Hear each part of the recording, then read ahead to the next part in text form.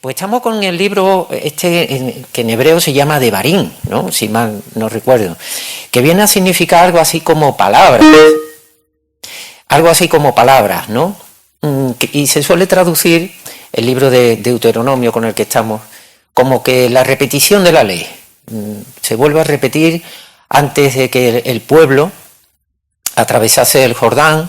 Estamos situados ahora mismo en torno al 1400 y algo antes de Jesucristo. El pueblo está esperando atravesar el Jordán, está más o menos a la altura de Jericó. Y bueno, Dios habla a través de Moisés, en esos campos de Moab. Aproximadamente esa, digamos, parada antes de entrar, de cruzar el Jordán, viene a durar aproximadamente un par de meses.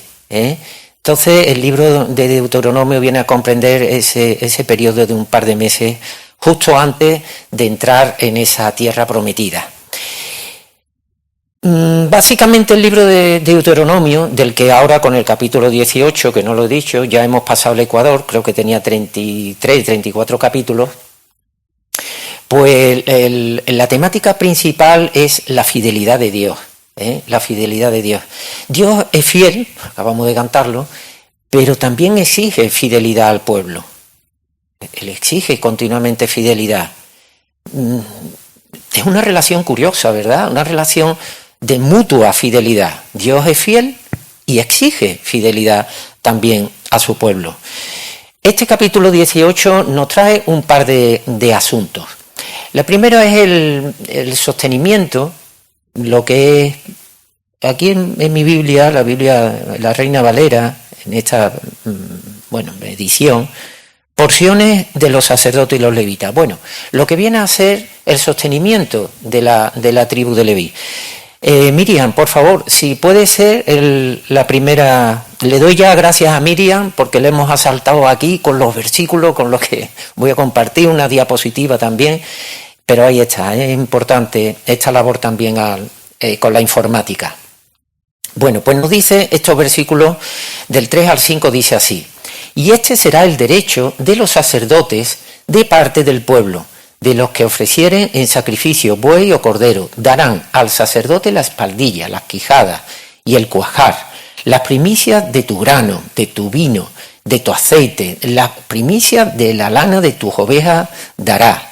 Y el siguiente dice: porque le ha escogido Jehová tu Dios de entre todas tus tribus, para que esté para ministrar en el nombre de Jehová él y sus hijos para siempre. No cabe duda que la tribu de Leví era una tribu especial, para el Señor. Aunque los sacerdotes eran solamente los descendientes directos de Aarón, pero como vemos, toda esa tribu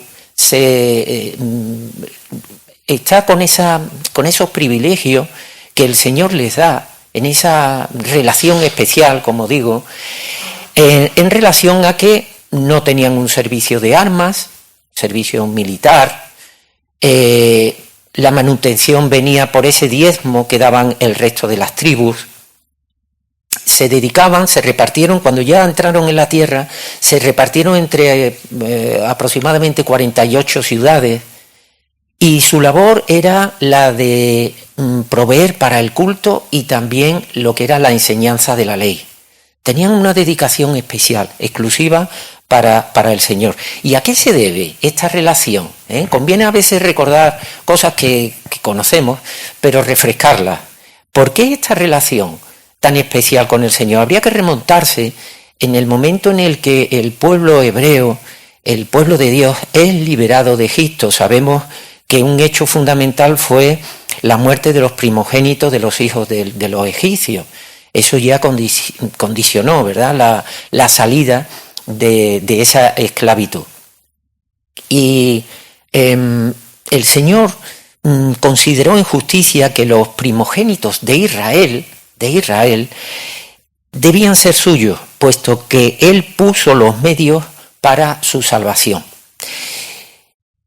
Hay un pasaje que también todos conocemos, que es el del becerro de oro.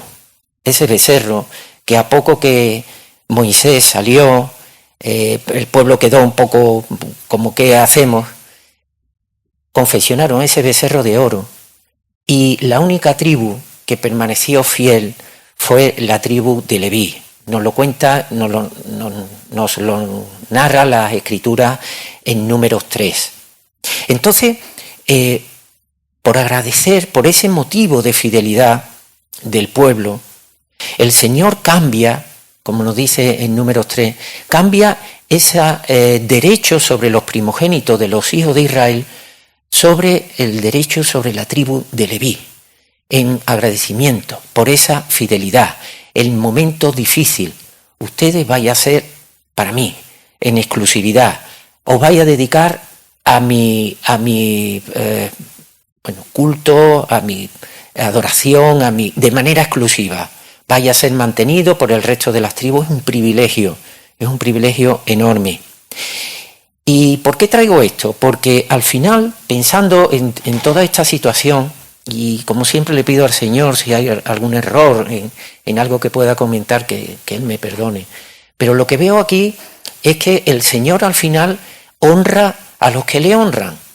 Es algo que conocemos, pero lo vemos en muchos pasajes de la Biblia. El Señor honra a los que le honran. No olvida a aquellos que han permanecido fieles en algún momento de dificultad. Todos hemos pasado por momentos de dificultad de relaciones con los demás, dificultades económicas, dificultades de salud.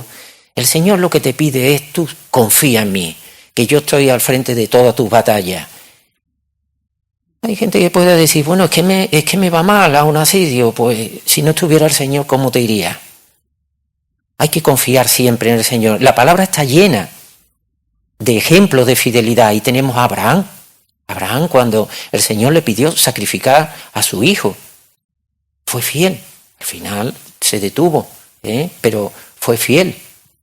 Tenemos también, yo qué sé, el caso de José, cuando fue llevado, secuestrado, por así decirlo, y en esa casa de Potifar, donde tuvo tentaciones o fue tentado, se mantuvo fiel. Y de Daniel, ¿qué vamos a decir de Daniel que no sepamos? Cuando fue obligado a adorar a dioses, que se mantuvo fiel. Muchos ejemplos, pero sin duda ninguna el ejemplo que más nos llama la atención y que más agradecemos es sin duda esa fidelidad de nuestro Señor Jesucristo, fidelidad a la voluntad, sacrificando su vida, y es el que nos sirve de modelo, de referencia, con su enseñanza, y que nos anima a seguir esas pisadas que de manera metafórica tantas veces recordamos, pero que en definitiva es ese modelo a seguir, nuestro Señor Jesucristo, ejemplo de fidelidad. Ese era el primer punto que quería tocar. Y hay un segundo punto muy importante que me quería detener, referente a esa advertencia que el Señor hace acerca de las costumbres cananeas, vinculadas a lo que es rituales religiosos. El Señor avisa, cuidado con lo que os vais a encontrar. Miriam, por favor, si tienes por ahí el siguiente pasaje, quería compartir con ustedes este versículo, 3 versículos que van del 12 al 14. 4 versículos, ¿no? 3 concretamente. Dice así: porque es abominación para con Jehová cualquiera que hace estas cosas. Había estado advirtiendo con anterioridad: cuidado que os vais a encontrar agoreros, os vais a encontrar sacrificios a niños, vais a encontrar, nos dice aquí también, gente que practica hechicería, encantadores, adivinos, magos, etcétera, etcétera. Cualquiera que hace estas cosas es abominación para el Señor. Y por estas abominaciones Jehová tu Dios echa estas naciones delante de ti, las quita de en medio, porque el Señor no quiere que tú veas, que no aprendas, que no tengas eso como referencia. Fijaros lo que dice ahora: perfecto serás delante de Jehová tu Dios.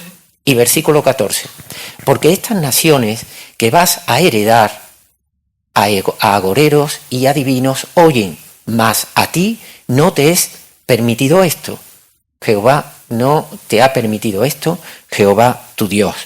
El Señor exige fidelidad, porque el Señor es fiel. Fijaros lo que se nos dice aquí.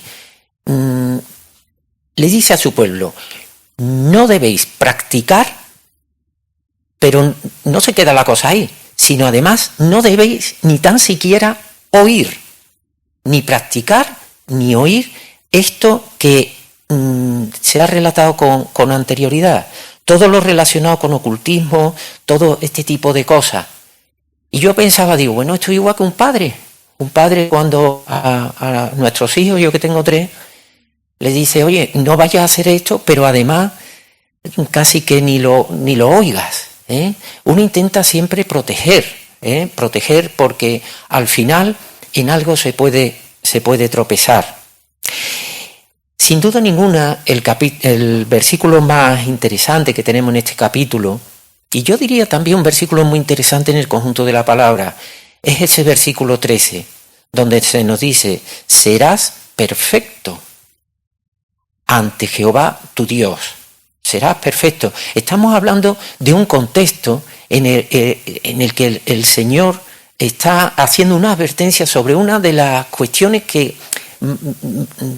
desde el principio prácticamente el Señor se las recomienda a su pueblo, se las advierte a su pueblo, que es cuidado con esas idolatrías, cuidado con esa religiosidad, en este caso religiosidad cananea, manteneos apartados de esos dioses ajenos, de ocultismo, de prostitución sagrada, de sacrificios a niños, de mutilaciones y tantas perversidades que a lo largo del tiempo la arqueología, esa arqueología que va sacando esos petroglifos, piedras en las que están talladas restos de qué era lo que se practicaba entonces, todo eso se ha ido confirmando.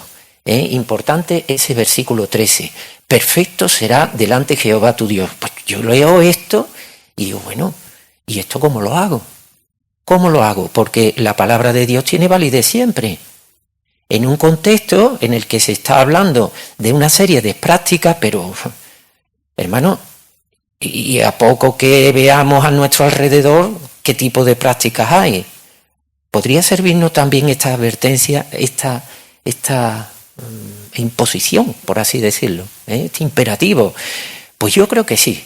Perfecto será ante el Dios, ¿verdad? Ante Jehová tu Dios. ¿Cómo hago esto? Miriam, por favor, en la primera de la diapositiva, de verdad que yo cuando encuentro algún enganche de esto, empiezo a darle vueltas y vueltas y vueltas. Gracias al Señor tenemos diferentes versiones de la palabra y esas versiones conviene leerlas, porque ayudan a entender exactamente el mensaje que nos quiere transmitir. Mirad, aquí tenemos en la parte de arriba lo que la Reina Valera nos dice, ¿no? Y que acabamos de leer. A ver si se puede ampliar un poquito.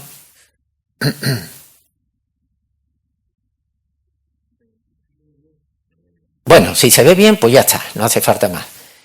Hemos leído hasta el 14. Decía, 13 y 14. Perfecto será ante Jehová tu Dios. Bien, gracias, Miriam. Porque estas naciones que vas a heredar a agoreros, adivinos, oyen, más a ti no te ha permitido esto Jehová tu Dios. Aquí tengo yo un corte, entre el 14 y el 15 tengo un corte que me dice un profeta nuevo. Ahí hay un corte, aquí hay un corte. Entonces como que es otra idea, es otra... Pero en la Biblia, bueno, en el Antiguo Testamento hebreo, la Biblia hebrea que también conviene echarle un vistazo para ver estos pasajes, estos y tantos pasajes, ¿no? Dice así, versículos 13 y 14, tú en cambio, oh Israel, serás perfecto ante el Eterno tu Dios. Esos pueblos que conquistarás escuchan a magos, hechiceros, nigromantes, pero a ti, el Eterno tu Dios, no te permite hacerlo. Es muy directo.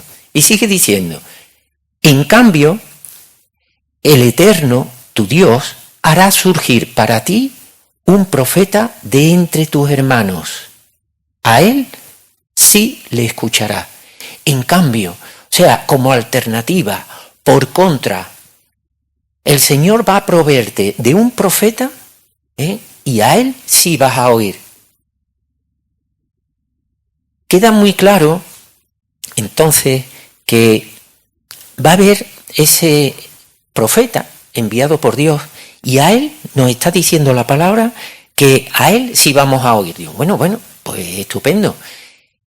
Yo cojo la Biblia y ahora empiezo a ver profetas, yo qué sé, pues empiezo por Isaías, Jeremías, Ezequiel, Daniel, Osea, Amós, Abdías, y vas tirando ahí de toda la lista, profetas mayores, profetas menores, le vas metiendo Nahum, Habacuc, Sofonías, Ageo, Zacarías, Malaquías. Bueno, de todos esos profetas, ¿a cuál se refiere la palabra? ¿A cuál se está refiriendo? ¿A cuál de todos esos profetas se está refiriendo aquí lo que acabamos de leer? ¿A cuál de ellos?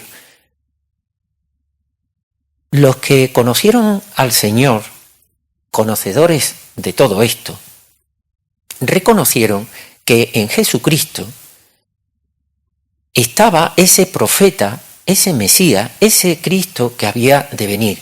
Lo podemos leer en Hechos 3, discurso de Pedro, o en Hechos 7, discurso de Esteban, cuando estaba siendo lapidado.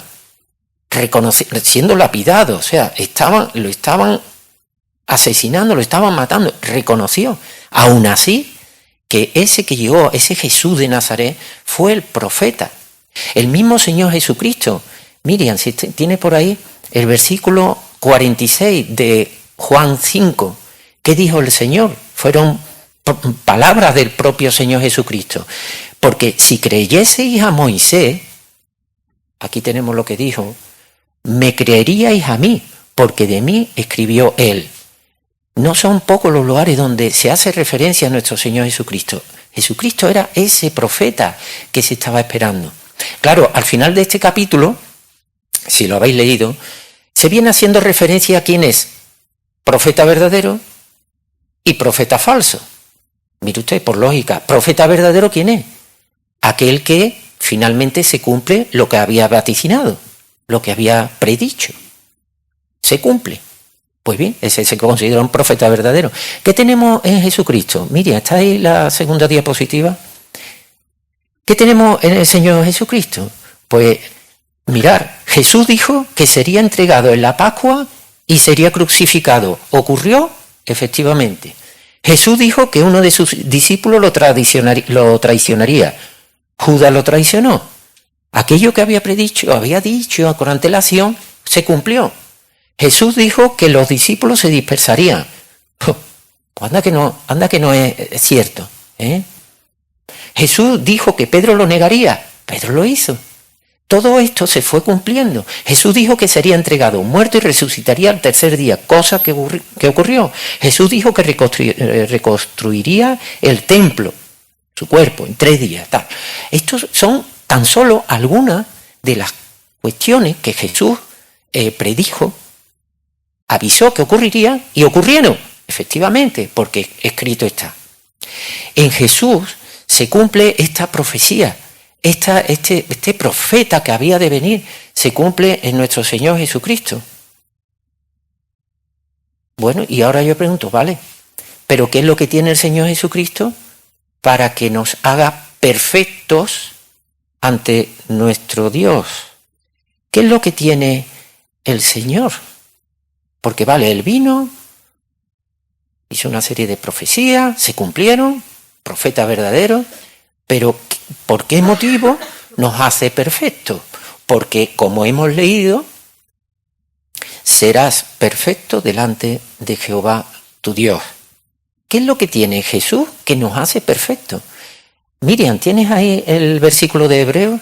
En Hebreos 10:14 dice, porque con una sola ofrenda, refiriéndose a nuestro Señor Jesucristo, hizo perfectos para siempre a los santificados, refiriéndose a nuestro Señor Jesucristo. Y mi pregunta es, ¿qué es lo que tiene el Señor Jesucristo? ¿Qué es lo que tiene Jesús de Nazaret? Que no tengan otros profetas. Isaías, o Ezequiel, yo qué sé, o Habacuc. ¿Qué es lo que tiene el Señor para conceder esta perfección. En Romanos 5.1 no hace falta que se ponga, además no, creo que no te lo he indicado ahí. ¿Qué es lo que nos dice en el primer versículo de Romanos 5? Porque justificados por la fe en Cristo Jesús, tenéis ¿qué? Paz para con Dios. La justificación. Hay algo sublime, enorme. La justificación es un concepto absolutamente fundamental. La justificación, ¿a qué se refiere? El Señor hace justos, hace justos o declara justo, lo declara perfecto, lo declara redimido, lo declara inocente, lo declara absolutamente libre de pecado, aun siendo pecador y lógicamente arrepentido, pero no por méritos propios, sino por mérito de ¿quién? De Jesús de Nazaret, que fue muerto y resucitado, ¿para qué? Para nuestra justificación. Hermanos, como nos dice en Colosenses 2.12, nuestra deuda ha sido cancelada. Y es un acto perfectamente legal. Esta condición no la tiene ningún otro profeta, no la tiene ningún otro enviado, ni ningún otro ser humano, ni está en nuestra mano conseguir esta perfección delante de nuestro Señor Jesucristo. Bien, nos podríamos plantear también una cuestión, y es, vale, los que conocemos por lo que hizo, por lo que tenemos en los escritos, por la fe que tenemos en nuestro Señor Jesucristo, nosotros conocemos lo que ha hecho y ponemos la fe en esto que ha hecho. Pero ¿qué ocurrió con aquellos que no llegaron a conocer a nuestro Señor Jesucristo? ¿Qué ocurre con aquellos que leyeron en Deuteronomio o supieron de lo de Deuteronomio, pero no llegaron a conocer a nuestro Señor Jesucristo? Porque somos declarados perfectos por el procedimiento de la justificación y basado fundamentalmente en la fe en la sangre de nuestro Señor Jesucristo. Pero los que bebían entonces no sabían nada de Jesucristo. ¿Cómo llegan a esa perfección? ¿Cómo llegan a esa salvación para aquellos que no sabían nada de Jesucristo? Miriam, tenemos ahí la siguiente diapositiva, porque, claro, aquí está Jesucristo y tenemos, en el Nuevo Testamento, ponemos la fe en lo que el Señor hizo. Pero ¿qué pasa a los que están antes de Jesucristo? La fe que les haría perfectos, la salvación, viene por fe ¿en qué? En lo que haría ese profeta que estaba por venir. Nosotros, fe en lo que el Señor ha hecho, los que estaban antes de Jesucristo, fe en lo que el Señor haría. Esto es lo que actualmente viene a llamarse como una revelación progresiva. Es decir, que la revelación que nosotros tenemos de los planes de Dios es mucho mayor que la que se tenía hace 4.000 años con Abraham, o 3.600, 3.400 años que hace de Moisés. La revelación que nosotros tenemos, el conocimiento de los planes de Dios para su pueblo, ahora mismo es mucho mayor que el que tenían entonces. Y hay una persona que es absolutamente fundamental en esta revelación, que es la persona del Espíritu Santo. En Efesios 3, 5 y 6, Miriam, si lo tienes por ahí, gracias, nos dice, misterio que en otras generaciones no se dio a conocer a los hijos de los hombres, es esta obra salvífica de Jesucristo, como ahora es revelado a sus santos, apóstoles y profetas por el Espíritu. Lo veis aquí, Espíritu con mayúscula, es revelado. Nosotros tenemos este Espíritu, la revelación viene del Espíritu recibido por los méritos de Cristo. que los gentiles son coherederos y miembros del mismo cuerpo y copartícipes de la promesa en Cristo Jesús por medio del Evangelio. La obra es perfecta, hermanos. Pues voy acabando, voy acabando. Y un par de cositas. Una de ellas, el Señor advierte a su pueblo: mirad, os vais a encontrar este tipo de prácticas. Os estoy avisando, no caer en oírla, en practicarla, en seguir haciendo lo que ellos están, porque son abominación. De hecho, quito estas naciones para que no convivan con ustedes. El Señor conocía a ese pueblo, lo conocía perfectamente y sabía que su pueblo iba a entrar ahí y podría mezclarse. Yo me preguntaba, bueno, y en nuestro caso, al igual que el Señor conocía ese pueblo con sus rituales, con todas esas costumbres paganas, nosotros no deberíamos conocer también las costumbres y qué es lo que se hace fuera de lo que es la palabra de Dios. Mirad, actualmente hay una corriente, sincretismo, peligrosa, en la que posiblemente lo hayamos oído, donde se dice que todas las religiones son buenas, porque al final hay un Dios que es bueno, un Dios que te va a perdonar, un Dios que está mezclado con la naturaleza. Y el máximo exponente de esto es el New Age, la nueva era. En la nueva era la naturaleza es Dios y hay una fuerza donde quiera todo el mundo, etcétera, etcétera. Tenemos que tener cuidado con eso, tenemos que conocerlo, tenemos que estar avisados. ¿Por qué? Porque el Señor te lo está advirtiendo. Ten cuidado con eso que te vas a encontrar. Con eso que te vas a encontrar. El mensaje de hoy quizás se pudiera resumir en una sola palabra, que es fidelidad. Fidelidad. Dios es fiel y quiere que su pueblo sea fiel. Dios fue fiel y ha sido justo y honra a los que le honran. Eso ocurrió con esa tribu de Leví, que en los momentos de dificultad le fueron fiel. Y Dios le devuelve esa fidelidad y reclama que sea una relación mutua. Pero también, y con esto ya quería terminar, hermanos, si Dios es fiel y nosotros queremos ser fiel también con Dios, esto es igual que ese versículo que conocemos que dice: ¿cómo vas a amar a quien no ves si no eres capaz de amar al que tienes al lado? Pues yo te digo lo mismo. ¿Cómo vas a ser fiel con quien no ves si no puedes serlo con quien tienes al lado? La fidelidad también la tenemos que llevar en nuestro día a día, en nuestro testimonio, en nuestros compromisos. Si yo estoy dando una palabra de un compromiso que tengo, sea del tipo que sea, lo tengo que cumplir, hermanos. Hablamos siempre del testimonio que tenemos que dar ante los demás. Y hay una manera en la que la fidelidad se puede demostrar en una institución creada por Dios, que es el matrimonio.